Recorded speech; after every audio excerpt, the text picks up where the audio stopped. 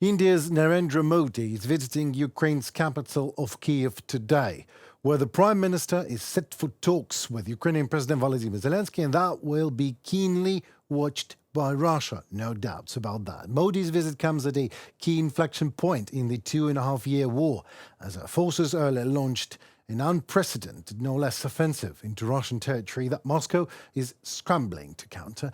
Until now, India has refrained from condemning actual Russia's invasion as it seeks to maintain relations with Moscow, a major supplier of its arms.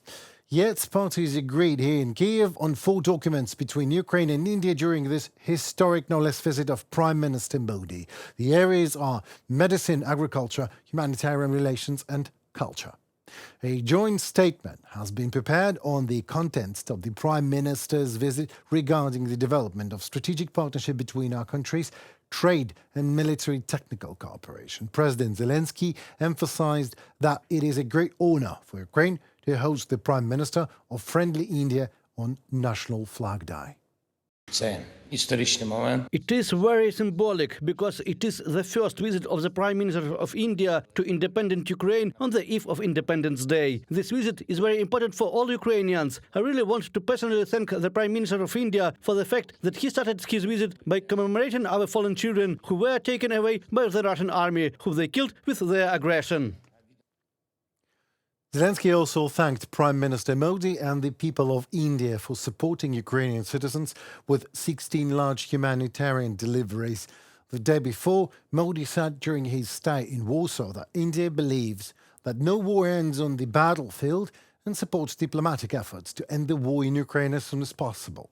He added that India is ready to cooperate with other friendly nations to provide as much support as possible to peacekeeping efforts to restore peace in Ukraine. President Zelenskyy and Prime Minister Modi paid tribute to the children who lost their lives as a result of Russia's criminal military aggression. The leaders placed toys at the site of the multimedia martyrology called simply the Children. It was in Kyiv, a location where visitors honored the memory of the fallen young Ukrainians with a moment of silence. Prosecutor General Andriy Kostin filled President Zelenskyy and Narendra Modi in on the history of this exhibition and the practice of deliberate Russian brutal assaults at locations where children were hurt or murdered, including the missile strike on the largest children's hospital, Ohmad-Did.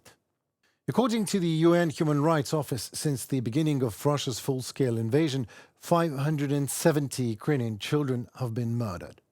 However, this number is not final, unfortunately, as reliable information from the temporarily occupied territories of Ukraine is still unavailable. What we know for sure is that the number of victims continues to grow due to constant Russian attacks.